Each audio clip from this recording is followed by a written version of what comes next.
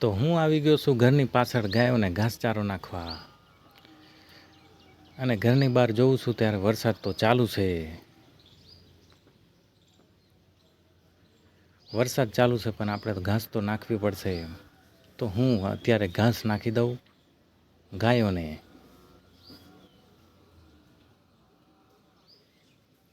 તો ગાયોને ઘાસ નાખી દઉં છું.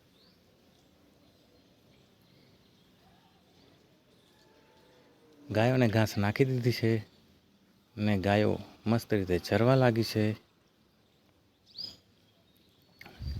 એટલામાં જોયું તો કાબરો પણ આવી છે. અરે કાબરો તો અંદર આવી ગઈ ને જાણે ઘાસ ચરાવતી હોય એવું લાગે છે. જાણે મેં નહીં પણ કાબરો ઘાસ નાખતી હોય એવું લાગે.